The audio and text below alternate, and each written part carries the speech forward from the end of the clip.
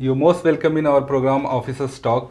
और आज हमारे साथ हैं आसिम मुस्तबा, जो इंडियन रेलवे सर्विस में सिलेक्टेड हैं और साथ ही साथ इस बार यूपीएससी का इंटरव्यू भी दे रहे हैं। Asim, you most welcome in our programme thank you. And congratulations for your success. शुक्रिया सबसे पहले मैं चाहूँगा कि आप अपने बारे में कुछ बताएं। जी। मेरा नाम मोहम्मद आसिम मुश्तबा है। मैं कल्याण कर्नाटका, जो रीजन है कर्नाटका का, नॉर्थ कर्नाटका रीजन, वहाँ से बीदर डिस्ट्रिक्ट से आता हूँ। मेरे प्राइमरी एजुकेशन जो गुरु नानक पब्लिक स्कूल बीदर में हुआ है। उसके बाद मेरा इंजीनियरिंग बैंगलोर में बीएमएस कॉलेज ऑफ इंजीनियरिंग में हुआ है। एंड उसके बाद I worked in Jindal steels. 2 साल के लिए मैंने जिंदाल स्टील में काम किया है। एंड देन उसके बाद 2019 से मैं प्रिपरेशन में एंटर हुआ हूँ। मेरे फादर एंड मदर दोनों जॉब में हैं। My father is in health department and मेरे मदर टीचर है। ठीक है, तो इतना अच्छा तो आपका एजुकेशनल बैकग्राउंड है और आज दुनिया कैपिटलिज्म की तरफ भाग रही है, सब बिजनेस की तरफ भाग रहे हैं। तो इस दौर में गवर्नमेंट जॉब के लिए डिसीजन लेना कि हाँ जी मुझे गवर्नमेंट जॉब करनी है, तो आखिर क्यों डिसीजन लिया आपने गवर्नमेंट सेक्टर में आने का? इसके कुछ बेसिक से रीजंस है। First is job security. मुझे लगा कि गवर्नमेंट सेक्टर में एक जॉब सिक्योरिटी का बहुत बड़ा रोल है। And second thing, respect. कि जैसे मैंने देखा कि जिस समय मेरा रिज़ल्ट आया, अराउंड 11-10 को मेरा रिज़ल्ट आया। 11-10 से पहले मुझे कोई नहीं जानता था। 11-10 के बाद ऑलमोस्ट पूरा बीदर, ऑलमोस्ट जितने जितने जाने वाले सब लोग जानते हैं। और जब मैं प्राइवेट सेक्टर में काम कर रहा था तो मुझे लग रहा था, although I was contributing to for the growth of my nation, but मैं इंडिविजुअल कैपेसिटी में बहुत लिमिटेड स्केल पे मैं कंट्रीब्यूट कर पा रहा था। एंड मुझे लगा कि अगर मैं सिविल सर्विसेज में रहता हूँ तो I can directly contribute to lakh, और मैं एक डिस्ट्रिक्ट, एक नेशन के पॉलिसी मेकिंग में अपना कंट्रीब्यूट करके लाखों लोगों को डायरेक्टली या इनडायरेक्टली अफेक्ट कर सकता हूँ। तो इस रीज़न की वजह से मुझे लगा कि सिविल सर्विसेज एक बेहतर ऑप्शन है अपार्ट फ्रॉम जो प्राइवेट सेक्टर। तो आपने बोला कि प्राइवेट सेक्टर में एक तो रिस्पेक्ट वाली बात थी और दूसरा आप ज़्यादा एक्सप्लोर कर सकते हो। लेकिन अगर हम दुनिया में जैसे बिल गेट्स या और ऐसे बिजनेसमैन को देखते हैं तो इनके पास रिस्पेक्ट भी बहुत है और पैसा भी बहुत है, और आई थिंक ये हर सेक्टर में ये कर भी पा रहे हैं, हर चीज़ एक्सप्लोर कर पा रहे हैं। तो इस पे आप क्या कहेंगे फिर? Sir Indeed, even private sector भी बहुत अच्छा स्कोप कर रहा है। आप इवन देख सकते हैं इंडिया में भी रतन टाटा ले लीजिए, अंबानीस ले लीजिए, they are working enormously for the growth of the nation. But मुझे लगता है अपार्ट फ्रॉम दैट, जो पॉलिसी मेकिंग, जहाँ पे हम लोग अपना जो एक्सपीरियंसेस है, जैसे कि बीदर एक बैकवर्ड डिस्ट्रिक्ट है, तो मैंने जिया है बीदर को, कैसे क्या क्या इश्यूज आते हैं इन terms of education, in terms of literacy, health.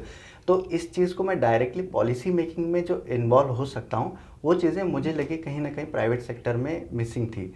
तो फॉर दैट रीज़न मैं पब्लिक सर्विस को ज़्यादा ये फोकस कर रहा हूँ। तो अभी आपने ट्रेनिंग वगैरह की है इंडियन रेलवे सर्विस में?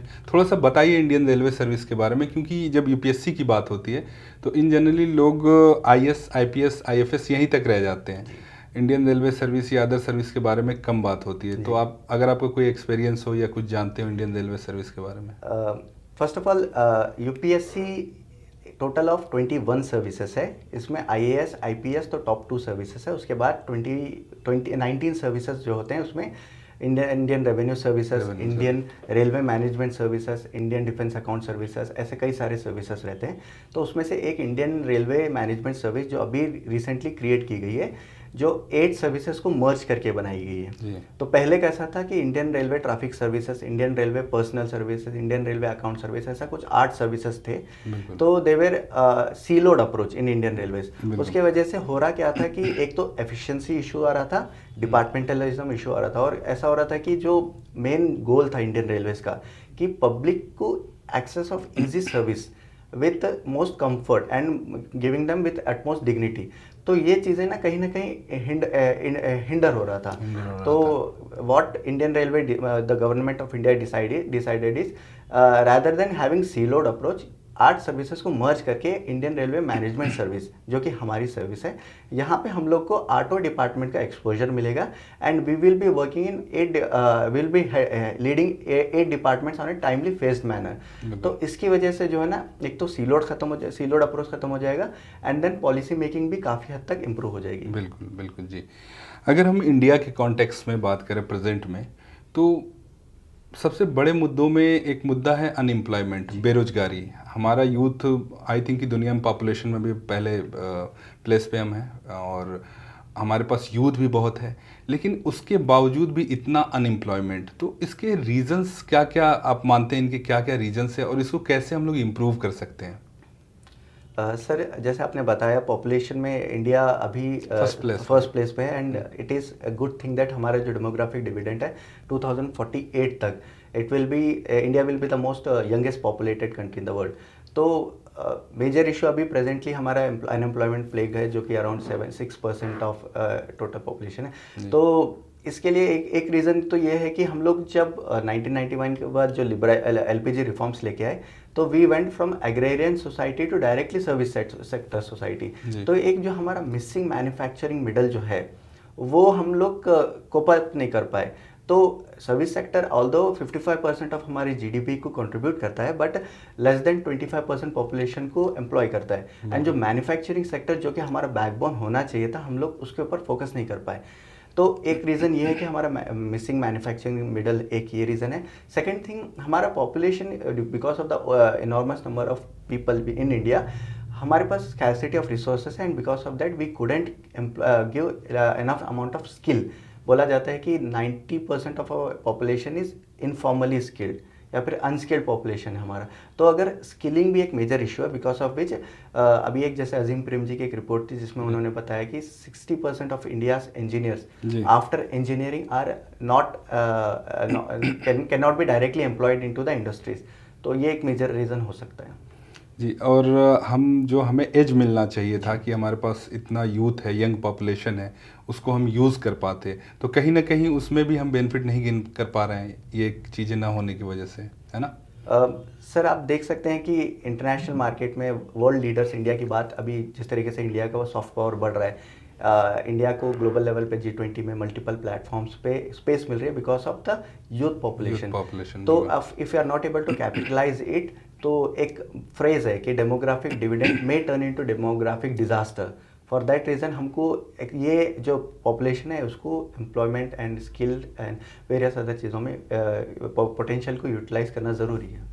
इंडिया की जब हम बात करते हैं तो 2 तरीके का फेस दिखता है, एक है अर्बन इंडिया, एक है रूरल इंडिया। ठीक है, तो अर्बन इंडिया में आपको बहुत सारी फैसिलिटी चीज़ें दिखती हैं, और जब हम रूरल इंडिया में जाते हैं तो वहाँ पे हमें अनडेवलपमेंट दिखता है, पिछड़ापन दिखता है कि बहुत पिछड़ा है। आज़ादी के बाद से बहुत सारी गवर्नमेंट की स्कीमें चली, बहुत सारे काम हुए, लेकिन आज भी कहीं ना कहीं जो विलेज की इकॉनमी है वो इंडिपेंडेंट नहीं हो पाई है। ठीक है, हर एंगल से, चाहे एजुकेशन हो या मेडिकल सेक्टर हो या पर कैपिटा इनकम हो। तो इसको कैसे ठीक किया जा सकता है कि हमारा जो रूरल इंडिया है, लगभग 70% लोग रहते हैं वहाँ पे, ताकि उनकी इकॉनमी जो है बेहतर हो सके और वो इंडिपेंडेंट बन सके? क्योंकि जब गांव मजबूत होंगे तभी देश मजबूत होगा। सिर्फ कुछ सिटीज़ के डेवलप हो जाने से मुझे नहीं लगता कि इंडिया डेवलप हो जाएगा। इसको मैं गांधी जी की जो कोट है ना, कि जब तक हमारे विलेजेस सेल्फ सफिशिएंट या आत्मनिर्भर नहीं होंगे तब तक इंडिया आत्मनिर्भर नहीं होगा, बोल के गांधी जी बोले थे। उसी के ऊपर लेते हुए प्राइमरी रीज़न यही है कि इंडिया के जो विलेजेस है वो एग्रेरियन सोसाइटीज़ है। बिल्कुल। और जिस तरीके से एग्रीकल्चर हमारा जो स्टैग्नेट हो रहा है, एक तो प्रोडक्टिविटी लॉस है एंड देन फार्मर्स की अभी जो climate change and multiple reasons की वजह से water stress, productivity loss and crop failures हो रहे हैं। एंड सेकेंड थिंग क्या है, एक्सेसिबिलिटी ऑफ रिसोर्सेज, जो आप समझ लीजिए आप in terms of education, health, urban areas में अवेलेबल बोला जाता है 70% of India's health care infrastructure is in urban areas and 70% of our India's population lives in rural area. तो ये जो गैप है, तो उसको कनेक्ट करने के लिए हमारे पास कनेक्टिविटी इशू भी है कि ट्रांसपोर्टेशन फैसिलिटीज़ नहीं है, या फिर इवन जो इंटरनेट डिजिटल डिवाइड है। तो इसकी वजह से भी जो है ना, रूरल एरियाज कुछ हद तक ग्रोथ नहीं कर पा रहे, या फिर जितना हम चाह रहे हैं कि we want to uplift them to make them vibrant villages, वो नहीं हो पा रहा है। बिल्कुल। तो उस पे ऐसे काम जी, होना चाहिए। तो फॉर दैट रीज़न हमको आई थिंक ये चीज़ें काम करना चाहिए। फर्स्ट ऑफ ऑल जो फूड ड्रैगिंग है कि एग्रीकल्चर किसान का बेटा किसान ही बन रहा है, तो उसके लिए जो है ना एक अभी जो प्रेजेंटली एक कुछ स्कीम्स आ रहे हैं जैसे one district one product, one district one block, तो उस तरीके से जो है ना किसान का बेटा एक्सपोर्टर बन रहा है। तो इस तरीके से जो एग्रीकल्चरल डिपेंडेंसी उसको कम किया जा सकता है। सेकेंड थिंग स्किल्स, कि नॉट जस्ट एग्रीकल्चरल स्किल्स, आप कोई भी एंटरप्रेन्योरशिप ले लीजिए या फिर वोकेशनल स्किल्स ले लीजिए या फिर even education to become make them doctors engineers, इस तरीके से भी फोकस कर सकते हैं ताकि एग्रीकल्चर जो रूरल एरियाज है उसमें ग्रोथ लेके आया जा सके। Third is most important is connectivity, जैसे कि बस connectivity, rail connectivity, so that जो गैप आ रहा है इन terms of accessibility of services उसको भी थोड़ा सा हम कर्व किया जा सके। बिल्कुल ठीक है। अब ब्यूरोक्रेसी पे कुछ बात करते हैं। दुनिया में जो हमारी ब्यूरोक्रेसी है इंडिया की, वो बहुत स्ट्रॉन्ग गिना जाता है, बहुत रिस्पेक्ट मिलता है कि इंडिया की ब्यूरोक्रेसी। तो जब ब्यूरोक्रेसी में जो बच्चे जाते हैं ज़्यादातर वो मिडिल क्लास या लोअर मिडिल क्लास के होते हैं, ठीक है, और मेन पर्पज़ यही होता है कि आप अर्बन में रहें या रूरल इंडिया में रहें, आप वहाँ के लोगों को सुविधा देने के लिए जाते हैं, उनके काम को आसान करने के लिए, उनको लीड करने के लिए, मैनेज करने के लिए। लेकिन होता ये है कि जब आफ्टर ट्रेनिंग एक बच्चा ज्वाइन करता है सिविल सर्विसेज, और वहाँ आपको आज के डेट में तो लग्जरी ऑफिस मिल जाती हैं, लग्जरी गाड़ियाँ मिल जाती हैं, एसी में रहना होता है, ये तो एक क्लास ऑफिसर की बात होगी। मैंने ये प्रैक्टिकली खुद भी देखा है। जब आप एक ब्लॉक में जाते हैं, आपको एक एसडीएम या उससे भी नीचे किसी से मिलना है, तो एक आम जनता के लिए इतना आसान नहीं है। एक वो लड़का जो खुद ही लोअर मिडिल क्लास से उठ के जाता है, लेकिन ब्यूरोक्रेसी की एक वो जो बनी हुई है ना, ऑरा बना हुआ है, उसमें वो जाके जो आम जनता के साथ उसको ट्रीट करना था, जिनके लिए वो जा रहा है, जिनकी हेल्प करने, जिनके लिए काम करने, तो कहीं ना कहीं वहाँ एक बिहेवियरल इशू आ जाता है। ये ऊपर से नीचे तक है। एक तो ये पॉइंट है, इसको कैसे ठीक किया जा सकता है। दूसरा, इंडिया में एक ये यूनिवर्सल प्रॉब्लम है करप्शन, प्यून से लगाया ऊपर तक। मैं सबको नहीं कह रहा हूँ, बहुत सारे लोग अच्छे हैं तभी ब्यूरोक्रेसी यहाँ तक पहुँची है और लोग इतनी रिस्पेक्ट दी जाती है, लेकिन कहीं ना कहीं कुछ उसके कमज़ोर पहलू भी हैं जिन पे बात की जानी चाहिए। तो ये दो पॉइंट थे, एक तो ये था कि बिहेवियरल इशू जो आते हैं, और दूसरा ये था करप्शन। तो इसको आप कैसे सोचते हैं, कैसे इम्प्रूव किया जा सकता है? ब्यूरोक्रेसी जो इंडिया की बोलते हैं स्टील फ्रेम ऑफ इंडिया बोलते हैं। बिल्कुल। एंड हाँ, कुछ इन जनरलाइज तो नहीं करूँगा कि मैं ब्यूरोक्रेसी में ऑल ब्यूरोक्रेट्स आर इनएक्सेसिबल। बिल्कुल। कुछ हद तक कुछ ब्यूरोक्रेट्स का बिहेवियरल इश्यूज हो सकता है, बट मैंने कई ब्यूरोक्रेट्स देखे हैं। इवन मैं जब प्रिपरेशन स्टार्ट कर रहा था उससे पहले भी, इवन बीदर के डीसी जिसको मैं इंस्पायर करता हूँ, Harsh Gupta sir, he was so accessible कि he used to meet to us. तो एक जनरल सा ट्रेंड है, बट क्योंकि ये बिहेवियरल इशू है तो इसके लिए तो फर्स्ट ऑफ ऑल ब्यूरोक्रेट्स को सेंसिटाइज करना ज़रूरी है। अभी जैसे गवर्नमेंट स्कीम्स, गवर्नमेंट के इनिशिएटिव्स है, एक तो भारत दर्शन स्कीम बोल के जो है, जिसमें लोकल एरियाज, गाँव के साथ ब्यूरोक्रेट्स को कनेक्ट करवाया जा रहा है। एंड सेकेंड थिंग जो है ना, ब्यूरोक्रेट्स के साथ जो है ना, एक जैसे इनिशिएटिव्स, कई सारे इनिशिएटिव्स है, जैसे डीएम की कॉफ़ी विद डीएम या फिर डीएम का दरबार, जहाँ पे पब्लिक के साथ एक्सेसिबिलिटी, एक जो बोलते हैं public interaction with the bureaucracy हो रहा है। तो अगर ये इनिशिएटिव्स लिए तो आई थिंक जो ये गैप आ रहा है उसको एड्रेस किया जा सकता है। एंड सेकेंड थिंग जो करप्शन का है, तो करप्शन, ये जो बोला जाता है कि corruption is a menace which is plaguing the Indian bureaucracy, not just bureaucracy but India as a nation.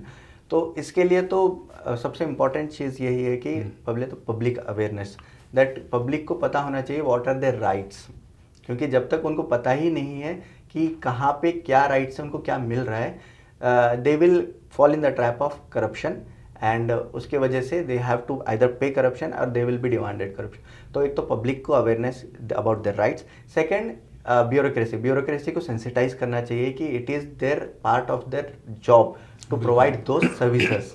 And third is that क्योंकि अब हर चीज़ पब्लिक के ऊपर एंड ब्यूरोक्रेसी के ऊपर नहीं डिपेंड की जा सकती, use of technology technology in the sense कितना हो सके उतना डिजिटाइजेशन। अभी जैसे इंडियन रेवेन्यू सर्विसेज में faceless assessment and faceless appeal बोल के जो कॉन्सेप्ट आया है, ये भी एक काइंड ऑफ करप्शन को रिड्यूस करने की बात ही की जा रही है। तो बट इन जनरल कंक्लूड करने के लिए मैं यही बात करूँगा कि bureaucracy is nothing but part of public service, और पब्लिक सर्विस में द वर्ड सर्विस इज़ लोगों की खिदमत। तो अगर आप ये जज्बा लेके चलें कि हाँ मैं जब ब्यूरोक्रेसी में जा रहा हूँ कि मैं सर्विस करने जा रहा हूँ, अगर ये जज्बा लेके चलें तो अपना अपन चीज़ें ठीक होना शुरू हो जाएंगी। मेरा नेक्स्ट क्वेश्चन भी यही था, जो आपने जवाब दे दिया। मैं चाहता हूँ थोड़ा सा और डिटेल में उसको बताएं कि जैसे एक ब्यूरोक्रेट है तो सोसाइटी और एक नेशन के लिए उसका रोल क्या होता है। जैसे एक ब्यूरोक्रेट को खुद भी लगता है ना कि हाँ जी मैं इस सर्विस में जा रहा हूँ, तो सोसाइटी के लिए मेरा क्या रोल होगा और क्या करूँगा मैं। देखिए इसका एक छोटा सा मुझे जितना, क्योंकि मैं अभी मेरा उतना कुछ एक्सपीरियंस है नहीं, बट मैं इसको ऐसा समझता हूँ कि ब्यूरोक्रेट का एक रोल ये होता है कि एक तो नेशन का डेवलपमेंट में कि नॉट जस्ट द हाईएस्ट रंग of the society but the least मतलब मोस्ट वल्नरेबल सेक्शन सबको इक्वली ट्रीट करना, प्रोटेक्टिंग द कॉन्स्टिट्यूशन, और थर्ड चीज़ जो है ना एक अपने आप को एज एन एग्जाम्पल प्रोजेक्ट करना कि people should take cue from their initiatives and try to replicate to make the, क्योंकि हर कोई everyone is not perfect, but अगर कोई एक ब्यूरोक्रेट कोई अच्छा इनिशिएटिव ले रहा है, जैसे कि आप समझ लीजिए टी.एन. सेशन सर, उन्होंने कुछ अच्छा इनिशिएटिव लिया और because of which he is known for his integrity, and even right till now after like 25 years we are still following his notion of integrity, that integrity होना है तो TN. Session sir की जैसी। तो अगर ये एक रोल मॉडल भी एक ब्यूरोक्रेट का रिस्पॉन्सिबिलिटी है, that we should give a society a direction bit of how the society should move and in which direction society should move. हमारी कंट्री में इतने सारे रिसोर्सेज हैं, बहुत रिसोर्सेज हैं, आपको पता है। अगर हम ज्योग्राफिकल पॉइंट ऑफ व्यू से देखते हैं या किसी भी पॉइंट ऑफ व्यू से आप इंडिया में देख लीजिए, सारी चीज़ें मौजूद हैं। लेकिन इतने सब कुछ के बावजूद भी हमारे कंट्री में जो पर कैपिटा इनकम और परचेजिंग पावर है वो कहीं ना कहीं अगर वर्ल्ड के कॉन्टेक्स्ट में बात करें तो डाउन है, जो होना चाहिए उससे कम है। तो इसको कैसे इम्प्रूव किया जा सकता है, कैसे और बेहतर बनाया जा सकता है? इसका ऑलरेडी हमने अभी जैसे डिस्कस किया था कि जैसे एग्रेरियन इश्यूज हो गया या फिर मैन्युफैक्चरिंग इशू या अनएम्प्लॉयमेंट। तो आप अगर देखा जाए जैसे ब्रिटेन है, ब्रिटेन का 27,000 पर कैपिटा इनकम है, वेरस इंडिया का 2,000 पर कैपिटा इनकम। तो देखा गया तो Britain is having less population. तो एक तो मेजर इशू ये है कि हमारे पास scarcity of resources and division of resources is very much in large number, इसके वजह से भी पर कैपिटा इनकम हमारा लो है। आपने एक पॉइंट कहा था कि मैन्युफैक्चरिंग और प्रोडक्शन की जो बात हो रही है, तो जब से कंट्री आज़ाद हुआ बहुत सारी पॉलिसीज़ बनी, इतना काम भी हुआ, फिर भी गवर्नमेंट को भी ये पता है, उसके बावजूद भी आज की बात कर रहा हूँ, आज भी हम मैक्सिमम चीज़ों में प्रोडक्शन नहीं होता है इंडिया में, खास तौर पे इलेक्ट्रॉनिक्स ऑटोमोबाइल्स देख लें, 1-2 कंपनियों को छोड़ दे तो इस पे क्या सोचते हैं आप, आखिर क्यों? इसका आप देखेंगे क्या हमने सर्विस सेक्टर पे ज़्यादा ध्यान दे दिया? ऐसा तो नहीं है। एक तो वो भी रीज़न है कि हमने 1991 जो एलपीजी रिफॉर्म्स है उसके बाद सर्विस सेक्टर पे तो ध्यान दिया है। उसके साथ जो है ना एक तो इशू हमारे पास ज्योग्राफिकल इश्यूज कि हमारे पास रिसोर्स है, जैसे कोल ले लीजिए या फिर आयरन या फिर एल्यूमिनियम और रेयर अर्थ, ये सब जो रिसोर्सेज चाहिए, पेट्रोल, क्रूड ऑयल, ये सब जो रिसोर्सेज चाहिए for establishing a strong manufacturing hub, वो कहीं ना कहीं इंडिया में मिसिंग है। तो उसके वजह से भी एक मिसिंग मैन्युफैक्चरिंग मिडल है। तो उसके लिए गवर्नमेंट अभी स्टेप्स क्या ले रही है कि एक तो असेंबली लाइंस के ऊपर फोकस कर रही है, second thing production linked incentive schemes, कुछ 22 सेक्टर जहाँ पे इंडिया का ऑलरेडी ट्रेडिशनल मतलब जब एंशिएंट मेडिवल से हम लोग उसके ऊपर काफ़ी हद तक we had mastery in that those things, जैसे कि टेक्सटाइल्स ले लीजिए या फिर कुछ नए इनिशिएटिव, न्यू टेक्नोलॉजिकल इनोवेशन से ड्रोन्स या कोई भी चिप या मोबाइल। तो ये सेक्टर्स में गवर्नमेंट फोकस कर रही है जो कि नॉट जस्ट आपका एम्प्लॉयमेंट और लेबर सेंट्रिक है बट ऑल्सो पर कैपिटा इनकम को भी ग्रोथ प्रमोट बूस्ट कर सके। तो फॉर दैट रीज़न गवर्नमेंट कई सारे स्टेप्स ले रही है। देखते हैं, we will, I think I am very much hopeful. जैसे production linked incentive scheme, Atmanirbhar Bharat, make in India, ये स्कीम्स में भी इन द कमिंग फ्यूचर कुछ पॉजिटिव रिजल्ट देंगे। बिल्कुल। दुनिया में इतने सारे कंट्री हैं और जब से दुनिया बनी है और ह्यूमन जब से सिविलाइज्ड हुआ तो अपनी अपनी गवर्नमेंट चलाने के लिए अलग अलग कॉन्सेप्ट आए। कभी जब पुराने दौर में राजा होते थे फ्यूडलिज्म का सिस्टम था, कम्युनिज्म आया, कैपिटलिज्म आया, उसी तरह डेमोक्रेसी भी आई। तो सबका एक दौर रहा, आए और चले गए और कुछ बचे भी हुए पार्शियली। तो इसी तरह डेमोक्रेसी है। तो दुनिया में जिस तरह के अभी प्रेजेंट में हालात हैं उसको देखते हुए क्या आपको लगता है कि अब डेमोक्रेसी का दौर ख़त्म हो रहा है या डेमोक्रेसी आज भी रेलिवेंट है? इस पे आप क्या सोचते हैं? मुझे लगता है डेमोक्रेसी एक इवॉल्विंग कॉन्सेप्ट है हमेशा से। इवन चर्चिल ने भी बताया है, जिस वक्त डेमोक्रेसी आई थी उस वक्त बताया था कि democracy is the most imperfect concept, but until a better concept emerges we want democracy to continue. तो आई थिंक अभी प्रेजेंट कॉन्टेक्स्ट में वेरिएंट फॉर्म आ रहे हैं, जैसे कि ऑटोक्रेटिक हो गया, काइंड ऑफ बोलते हैं ना कंट्रोल डेमोक्रेसीज आ रहे हैं। तो देर आर मल्टीपल फॉर्मेट्स। तो I think it depend on how country is there, उसके ऑर्गेनाइजेशन स्ट्रक्चर है, उसके ऊपर भी डेमोक्रेसी डिपेंड करती है। अभी हाल के दिनों में आर्टिफिशियल इंटेलिजेंस पे बहुत चर्चा हुई दुनिया में, इंडिया में भी जगह जगह आपने देखा होगा, मीडिया में, हर जगह। तो आर्टिफिशियल इंटेलिजेंस के आने से आप वर्ल्ड लेवल पे और ख़ास तौर पे इंडिया के कॉन्टेक्स्ट में क्या उसका इम्पैक्ट देखते हैं? क्या क्या चेंजेस होंगे और क्या क्या चैलेंजेस होंगे? बोलते हैं ना technology is always a dual edge sword. कुछ पॉजिटिव्स रहते हैं, कुछ नेगेटिव्स रहते हैं। पॉजिटिव्स काफ़ी है आर्टिफिशियल इंटेलिजेंस के, जैसे कि सिमुलेशंस में इंडिया एक ऐसी कंट्री है जहाँ पे health care is a very बोलते हैं इम्पॉर्टेंट कॉन्सेप्ट। तो बिकॉज कंसिडरिंग इंडिया R&D जो है कि काफ़ी लो है as compare to other countries, R&D में simulation, protein manufacturing, drug manufacturing में आर्टिफिशियल इंटेलिजेंस का काफ़ी अच्छा यूज़ हो सकता है। अलॉन्ग विद दैट एजुकेशन में स्पेशलाइज्ड लर्निंग, उसमें भी काफ़ी हद तक आर्टिफिशियल इंटेलिजेंस यूज़ कर सकते हैं आप। असेंबली लाइंस में या फिर इवन बैंकिंग सेक्टर में भी आर्टिफिशियल इंटेलिजेंस, या फिर मैन्युफैक्चरिंग सेक्टर्स, मल्टीपल वेज में आप पॉजिटिव यूजेज है। बट उसके साथ अभी कई सारे चीज़ें चैलेंजेस में ये सबसे बड़ा चैलेंजेस ये है कि जब मशीनें काम करने लगेंगी तो लोग फिर कहाँ जाएंगे? वो कैसे, बहुत सारे लोग बेरोजगार हो जाएंगे, वो सारी चीज़ें कैसे मैनेज होंगी? क्या लगता है आपको? सर जब 1980s में कंप्यूटर आया था and there was a boom in computer sector, at that time also it was said that कि computers might take up the job of the human being. बिल्कुल। बट अभी हमने देखा कि human being has learn the skill of how to run the computer in a much better way. And उसके साथ जो है ना हमने कोप अप कर लिया है कि कैसे जॉब्स को और मल्टीप्लाई किया जा सके। कंप्यूटर की वजह से हमने देखा कि कितना इमेंस ग्रोथ हुआ है जॉब्स में। तो आई थिंक कुछ हद तक शुरू में कहीं ना कहीं जॉब्स जाएंगी, बट जब लोग स्किलिंग रीस्किलिंग करेंगे या आर्टिफिशियल इंटेलिजेंस में, तो will have new jobs emerging in the future also. जी, अब थोड़ी बात कर लेते हैं एजुकेशन पे, क्योंकि किसी भी कंट्री की जो आने वाली जनरेशन होती है या उस कंट्री में जो फ्यूचर में बहुत कुछ होना होता है वो डिपेंड करता है आपके एजुकेशन पे, जो आप अपने बच्चों को दे रहे हैं। वही फ्यूचर का यूथ होगा जो आपके कंट्री के लिए काम करेगा।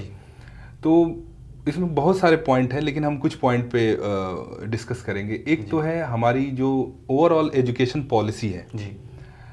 तो इससे पहले भी थोड़ा सा डिस्कस हुआ कि हमारा झुकाव ज़्यादा नौकरी पाने के लिए होता है, ना कि एक इंडिपेंडेंट बिजनेसमैन बनने के लिए। इसके अलावा जब हम गवर्नमेंट स्कूलिंग की बात करते हैं, आज भी गवर्नमेंट स्कूल्स में बच्चे ज़्यादा हैं, 50% से ज़्यादा बच्चे हमारे देश के गवर्नमेंट स्कूलों में पढ़ते हैं जी। लेकिन वहाँ बहुत सारे इश्यूज नोट किए गए हैं, जैसे स्किल्ड टीचर का ना होना, ट्रेंड टीचर का ना होना। गवर्नमेंट ट्रेनिंग देती है लेकिन वो इतना सफिशिएंट नहीं होता है जो मॉडर्न एजुकेशन के हिसाब से होना चाहिए। इसके अलावा इंफ्रास्ट्रक्चर, जो गवर्नमेंट स्कूल है, ऐसा नहीं है कि उस पर काम नहीं हुआ है, लेकिन जैसे दुनिया का मॉडर्नाइजेशन हो रहा है, डिजिटलाइजेशन हो रहा है, बहुत सारी टेक्नोलॉजीज आ रही हैं एजुकेशन में, वो कहीं ना कहीं उसकी लैकनेस है। और लोग गवर्नमेंट ऑफिसर तो बनना चाहते हैं, गवर्नमेंट टीचर तो बनना चाहते हैं, लेकिन अपने बच्चों को गवर्नमेंट स्कूल में नहीं पढ़ाना चाहते हैं। जो इंडिया का एलीट क्लास है या जो फाइनेंशियली कैपेबल पर्सन है मिडिल क्लास में भी, वो भी अपने बच्चों को गवर्नमेंट स्कूल में नहीं भेजता है। तो एजुकेशन इतनी इम्पॉर्टेंट चीज़ है, और आखिर कैसे इन चीज़ों को हम इम्प्रूव करें, ये बहुत ज़रूरी है। आई थिंक सबसे अच्छी चीज़ इसके लिए अभी मैं जो बता सकता हूँ वो है न्यू एजुकेशन पॉलिसी, जो कि जो ट्रेडिशनल हमारे एजुकेशन सिस्टम में जो लैक्यूनास थे, रोट लर्निंग हो गया, या फिर गवर्नमेंट सेक्टर जहाँ पे प्राइवेट गवर्नमेंट स्कूल्स में proper education and quality education along with teachers training वगैरह जो भी इश्यूज थे उसको एड्रेस करते हुए आ रही है। एक तो क्या है, एक तो learning with education, learning with understanding of the concept, ये एक है। एंड देन कई सारे और भी इनिशिएटिव्स लिए जा रहे हैं, जैसे कर्नाटका में एक इनिशिएटिव है कली नली बोल के। बिल्कुल। ये इनिशिएटिव ऐसा है कि बच्चों को नॉट जस्ट पढ़ा रहे हैं बट उनको प्रैक्टिकली करवा रहे हैं वो चीज़ें। उसके वजह से कली मीन्स सीखो, नली मीन्स करके सीखो, ठीक है। तो ये ऐसे इनिशिएटिव्स भी लिए जा रहे हैं, तो इसके साथ भी कई आई थिंक फ्यूचर में एजुकेशन सेक्टर में इम्प्रूवमेंट आएगी। एंड मुझे लगता है एक रीज़न ये भी है कि हमारे पास जो है ना चेक जो बोलते हैं ना, एक तो regulation, we have lot of schools but उनको चेक करने के लिए, क्वालिटी चेक करने के लिए we don't have that infrastructure. आप टीचर्स का अपॉइंटमेंट होता है बट उनका पीरियोडिक ट्रेनिंग नहीं होती, ट्रेनिंग हुई तो भी उनका असेसमेंट नहीं होता, ट्रेनिंग भी बहुत इफेक्टिवली नहीं होती जो चाहिए, मॉडर्न ट्रेनिंग चाहिए। हाँ। सेकेंड थिंग, स्कूल्स में इंफ्रास्ट्रक्चर, बेसिक इंफ्रास्ट्रक्चर क्या चाहिए, एक तो बेसिक लैबोरेटरी चाहिए, एक स्कूल प्लेग्राउंड चाहिए एंड टॉयलेट्स, फंक्शनिंग टॉयलेट्स चाहिए। तो ये बेसिक इंफ्रास्ट्रक्चर भी अवेलेबल नहीं है। एंड आई थिंक जो गवर्नमेंट स्कूल का करिकुलम है, मुझे लगता है वैसा करिकुलम कहीं पे नहीं है, one of the best design curriculum है, बट उसको इफेक्टिवली इम्प्लीमेंट करना एक कहीं ना कहीं मुझे ये इशू लग रहा है कि इम्प्लीमेंटेशन इशू एक मेजर रीजन। 70 ईयर्स हो गए जी, क्यों नहीं आखिर हम कर पाए? ये एक छोटी सी बात है इम्प्लीमेंट करना। सर आई थिंक इम्प्लीमेंटेशन चल रहा है, जैसे कि हमारे पास कई सारे केंद्रीय विद्यालय है, दिल्ली में कई सारे स्कूल्स हैं जो one of the best schools in India बोला जाता है।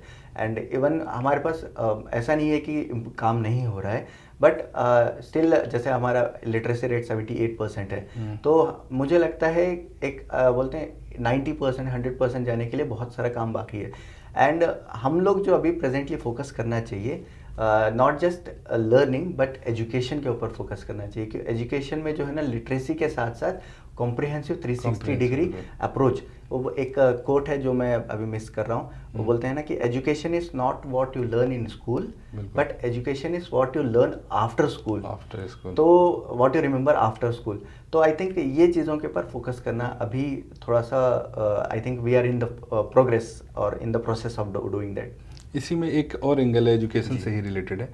हमारे कंट्री में जो पेरेंट्स कैपेबल हैं जी, तो जब हम वुमेन एजुकेशन की बात करते हैं तो जो कैपेबल है वो तो पढ़ा रहे हैं बच्चियों को, लेकिन जो कैपेबल नहीं है पेरेंट्स, तो आप फैमिली में इन जनरल देखते होंगे कि वुमेन एजुकेशन पे बहुत जोर नहीं दिया जाता है। मतलब उनको पढ़ाया जाता है लेकिन एक काम भर की, ठीक है इसकी शादी वादी हो जाए, इतना ये पढ़ ले, ठीक।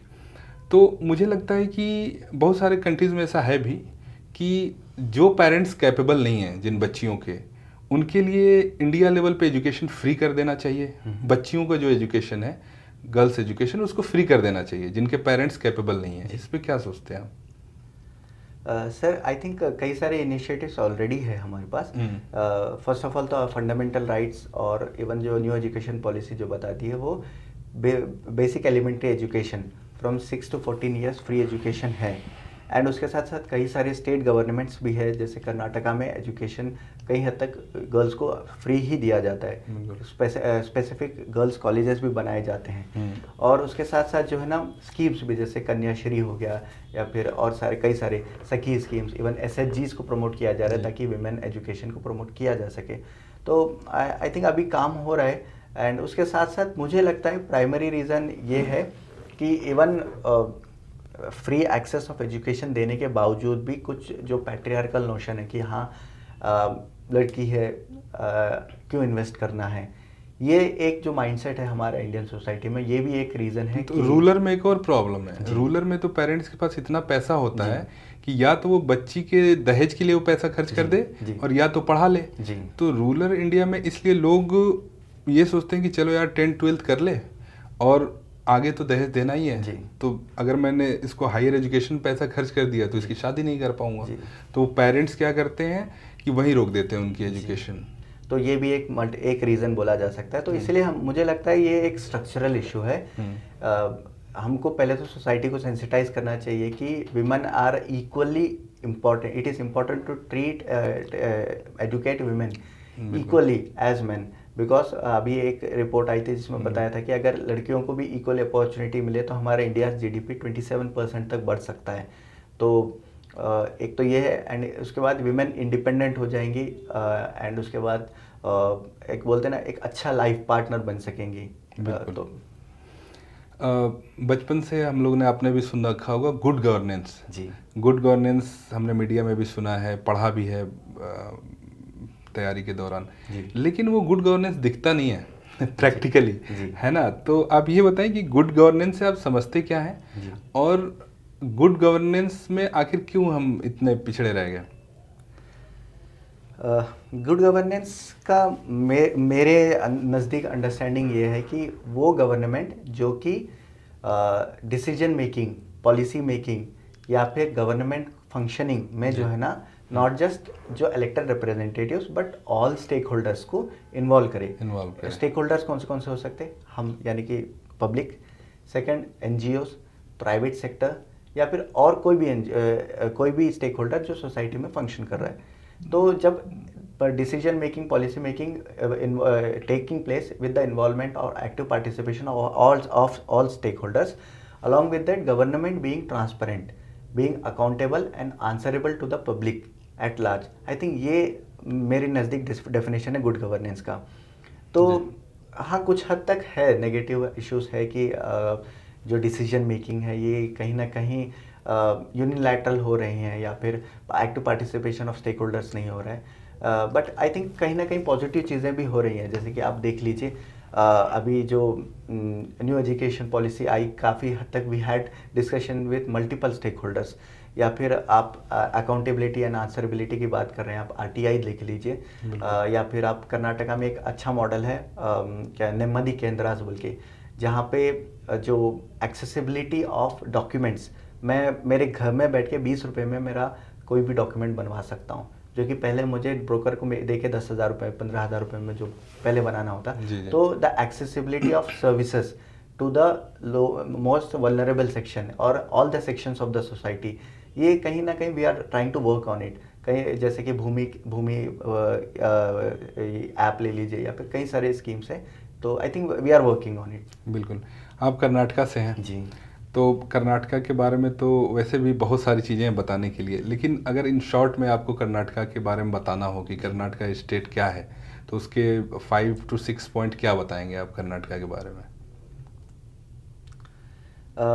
कर्नाटका के इस लैंड ऑफ, कर्नाटका को बोला जाता है कि लैंड ऑफ मिनी वर्ल्ड बोला जाता है, क्योंकि जब कर्नाटका बना गया था, it was taken from multiple areas and then segmented or cementized into one. तो एक तो चीज़ ये बताऊंगा कि it is the startup capital of the world, of India बोला जाता है। Along with that IT centre है कर्नाटका, बैंगलोर जो है आईटी हब ऑफ इंडिया है। अलॉन्ग विद दैट जो टूरिज्म सेक्टर है कर्नाटका का, one of the very well established है। We have Western Ghats for ecological perspective. आपका कल्चरल पर्सपेक्टिव में हमारे पास विजयनगरा का जो टेम्पल से लेके बहमनी किंगडम का क्या बोलते हैं आर्किटेक्चर्स है। Along with that the people, the cosmopolitan culture of Karnataka, ये आपको बहुत अच्छा मिलेगा कि आपको कर्नाटका में from all states of India you will be seeing people. And then along with that the linguistic diversity, north Karnataka you will see Marathi, Dakhni language, and central Karnataka pure Kannada, south Karnataka mixture of Tamil, Malayalam and Kannada. तो I think diversity is a very good thing, and along with that the Hindi which is commonly used in Karnataka. तो ये चीज़ें कर्नाटका को एक unique state बनाती है। World के level पे, इंडिया लेवल पे भी आपको पता है क्लाइमेट चेंज एक बहुत बड़ा इशू है जी और बहुत सारे काम भी किए जा रहे हैं, इंटरनेशनल नेशनल ऑर्गेनाइजेशन भी है। जी अब वेस्टर्न वर्ल्ड में देखेंगे तो आम पब्लिक के भी बीच में बहुत ज़्यादा अवेयरनेस है इसको जी लेके, जी और उस पर कोई अगर इशू होता है तो वो मुद्दे भी उठाते हैं, जी प्रोटेस्ट भी करते हैं। हमारे देश में कुछ चीज़ें हैं जैसे पॉलिटिक्स, हमारी जो ज़्यादातर मीडिया में या आम जनता में भी डिबेट होती है, जी उसका मेन मुद्दा ही रहता है पॉलिटिक्स। जी उससे हटे तो बॉलीवुड हो गया, स्पोर्ट्स हो गया, बड़े लेवल पे भी बहुत डिस्कस नहीं होता है अगर ऑर्गेनाइजेशन वगैरह को छोड़ दिया जाए तो क्लाइमेट पे। जी और आम जनता तो ना के बराबर जी इस पे डिस्कस करती है। हालांकि हमारा कंट्री जो है एग्रीकल्चर पे बहुत डिपेंड करता है, और जो क्लाइमेट चेंज है वो बहुत ज़्यादा इम्पैक्ट डालेगा हमारे जी कंट्री पे। तो इसको लेके क्या सोचते हैं आप? अवेयरनेस कैसे बढ़ाई जाए लोगों में? गवर्नमेंट के लेवल पे जो काम है वो तो किया जा रहा है, जी लेकिन एक सेल्फ अवेयरनेस भी बहुत इंपॉर्टेंट चीज़ जी है। जी सर, आप अगर देखेंगे तो क्लाइमेट चेंज इंडिया पे इफेक्ट तो कर ही रहा है। जैसे आप देखेंगे last year heat waves India में काफ़ी हद तक बिल्कुल। We have seen around 5 times more heat wave than the previous time of in India. बिल्कुल। और वाटर स्कैरसिटी आप देख सकते हैं बैंगलोर में, एंड कई सारे सिटीज़ में वाटर स्कैरसिटी आ रही है। जी। एंड उसके साथ साथ फ्लडिंग भी आ रही है बिहार रीजन में। तो ये पार्ट्स ऑफ क्लाइमेट चेंज ही है। तो इसके लिए एक तो ये है कि मुझे लगता है जो प्राइम मिनिस्टर नरेंद्र मोदी ने जो एक इनिशिएटिव लाया है, लाइफ मिशन बल्कि, जिसमें going with the nature, living with the nature, जो अगर मैं पहले बाइक यूज़ करता था तो आई शुड यूज़ साइकिल, अगर मैं मशीन्स यूज़ करता था अपने कपड़े सुखाने के लिए, I would use the natural light to dry up my cloth. तो एक छोटे छोटे अपनी ज़िंदगी में, अगर मैं I am using 2 buckets to take a bath, अगर मैं उसको 1 bucket यूज़ कर रहा हूँ, तो ऐसे छोटे छोटे चीज़ों से अगर मैं अपने लाइफ में चेंजेस लेके आ रहा हूँ तो I think that can make a larger impact. तो गवर्नमेंट तो कर ही रही है, but if we as a citizen try to implement, be a responsible citizen, then हम लोग भी काफ़ी हद तक कंट्रीब्यूट कर सकते हैं। जी। अब एक सवाल है जो प्रिपरेशन को लेके है कि इंडिया में यूपीएससी की प्रिपरेशन को लेके जी जो प्रैक्टिकल बात है, जी पेरेंट्स और बच्चों में बहुत ज़्यादा हुआ होता है जी कि जो लोग यूपीएससी के प्रिपरेशन करते हैं वो बहुत अलग होते हैं, इतने आवर्स पढ़ने होते हैं, ऐसे दिखना होता है और बहुत सारी तमाम चीज़ें। जी जब वो बच्चा बोलता है घर पे कि मुझे प्रिपरेशन करनी है तो रिलेटिव से लगाया घर में बहुत जी एक अलग माहौल जी बनता है। तो क्या यूपीएससी वो है जो लोग सोचते हैं उतना ही टफ है कि 20-20 घंटे पढ़ने हैं, हो नहीं पाएगा, सबके जी बस की बात नहीं होती, स्पेशल ब्रेन चाहिए होता है? या आपने क्या फील किया, क्योंकि आप ऑलरेडी सिलेक्टेड हो, जी आप भी एक हम्बल बैकग्राउंड से आते हो, जी तो इस पे क्या आपकी राय है? अ, मुझे लगता है यूपीएससी जो है one of the toughest exam not in India but the world बोला जाता है। तो आई थिंक इसके लिए डेफिनेटली आपको cream of the cream post मिल रही है। आप कहाँ पे भी कोई भी डिपार्टमेंट, जैसे I am in Indian Railway Management Service, तो I will be the top most position of Indian Railways. मैं जीएम तक जा सकता हूँ, रेलवे बोर्ड तक जा सकता हूँ। लाइकवाइज इंडियन एडमिनिस्ट्रेटिव सर्विस, जहाँ पे district collector, you will be the king of the district. IPS में you will be the most superintendent police of the district. तो यूपीएससी आपको जब वो पोजीशन ऑफर कर रहा है तो it requires some responsibility from you. तो फॉर दैट रीज़न कुछ आपको हार्ड वर्क तो करनी पड़ेगी, because it's not a degree और graduate exam, it's a competitive exam, and वहाँ पे आपको कम्पीट करना है टू गेट दैट जॉब और गेट दैट पोजीशन। तो आप it depends on an individual. आप अगर 4 घंटे देखिए आप वही चीज़ अचीव कर पा रहे हैं एंड कोई एक बंदा 20 घंटे के दे रहा है, तो it is subjective in nature. But thing is, आप the person who is giving that 4 hours और 20 hours, वो कितना अच्छे से चीज़ें कर रहा है, वो डिपेंड करता है। और कंसिडरिंग मी, क्योंकि मैं आई एम ए पर्सन जो I who believe in hard work rather than talent. मेरे पास, I am not a talented person. मैंने कोई आईआईटी एग्ज़ाम क्लियर नहीं किया, मैंने कोई नीट मेरे से क्लियर नहीं हुआ, but I cracked UPSC because I believe that hard work can beat talent through hard work. तो फॉर दैट रीज़न मैं I think if you are working hard then you can crack the civil services. जी।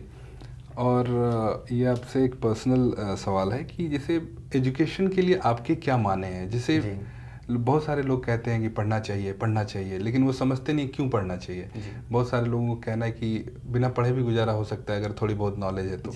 लेकिन एक इंसान की ज़िंदगी में education कितना फ़र्क डालती है? सर, एजुकेशन इंसान को इंसान बनाता है, मुझे लगता है। You are a animal, every human being is an animal, but when you are educated you become a human being. अब ये कैसा बोला तो मुझे, in my opinion, it changes the perspective. आपको चीज़ें पता चलती, you will be a responsible citizen. आपको पता है कि not just you are not alone existing, आपके साथ कई सारे लोग एग्जिस्ट कर रहे हैं जिसको आपको you have to consider their liberty, you have to consider their rights, उनको इक्वली ट्रीट करना। ये सब चीज़ें एजुकेशन के साथ आती है, जब आपका साइंटिफिक टेम्पर डेवलप होता है। एंड एजुकेशन से जो है ना, आपके जो बिलीव्स है, मिथ है, सुपरस्टिशियस बिलीव्स, इसके ऊपर भी कहीं ना कहीं आपका दैट विल बी नलिफाइड। तो एजुकेशन एक काइंड ऑफ इंसान को प्रोग्रेसिव बनाता है। For that reason education is more important. जैसे मैं बताता हूँ, पहले एक बोला जाता था कि लड़कियों को पढ़ने की ज़रूरत नहीं है, मगर अभी जब we are getting educated, we are realising the importance of education. तो अभी हमको लग रहा है कि नहीं, अगर लड़की घर में पढ़ी लिखी रहेगी तो that will change the ecosystem, not just for the home but future generations, कि हमारे बच्चे एंड हमारे पेरेंट्स, हमारे रिलेटिव्स सभी the future will be secured और changed. For that reason education मुझे लगता है इम्पोर्टेंट है। जो बच्चे सिविल सर्विसेज की प्रिपरेशन करना चाहते हैं या ऑलरेडी कर रहे हैं, उनको आप क्या मैसेज देना चाहेंगे? क्योंकि जब आप प्रिपरेशन के लिए सोचते हैं कि मुझे करनी है तो बहुत सारी कन्फ्यूज़न रहती है, लैक ऑफ गाइडेंस होती है, तो आप क्या मैसेज देना चाहेंगे ऐसे बच्चों को? इसके लिए सबसे पहले तो मैं ये बताना चाहूँगा कि यूपीएससी प्रिपेयर करने के लिए I think this is a very good opportunity. First of all, आप कुछ भी करें, नॉट जस्ट यूपीएससी, आप डॉक्टर बने, आप इंजीनियर बने, whatever you want to be, try to be what do you say disciplined in it. आप you have to be obedient to whatever you want to be. Second thing, whatever you want to be, उसमें try to make a strategy, because there is a saying that if you are failing to plan, you are planning to fail. तो आप whatever you have a dream in your life, you want to become a pilot, you want to become a civil servant, तो try to make a strategy of it, then strategize and talk to your friends, try to improvise it, and उसके बाद जो है ना, stick to your strategy with discipline, diligence, and उसके बाद lastly जो है ना, work hard on it to achieve it, don't give up. जो बराक ओबामा बोलते हैं ना कि यस आई कैन, तो try to inculcate in your life daily कि हाँ मैं कर सकता हूँ, देन ओनली चीज़ें आपके फेवर में रहेंगी। एंड उसके बाद जब आप प्रिपेयर करते रहते तो बहुत ज़्यादा कोई भी चीज़ रहते, आप MBBS कर रहे, UPSC कर रहे या कोई भी स्ट्रीम कर रहे, बहुत ज़्यादा डाइवर्सिफाइड रिसोर्सेज नहीं चाहिए, बस बेसिक रिसोर्सेज चाहिए। उसके साथ you have to go into depth of those particular resources. आप लक्ष्मीकांत पढ़ रहे तो सिर्फ लक्ष्मीकांत पढ़िए, बट उसको कनेक्ट कीजिए आप पॉलिटिक्स के साथ, कि अभी अगर स्पीकर ने कोई पर्टिकुलर रेजोल्यूशन एक्सेप्ट किया है, रिजेक्ट किया है, तो whether it's there in the speakers law rules और पावर्स और नॉट।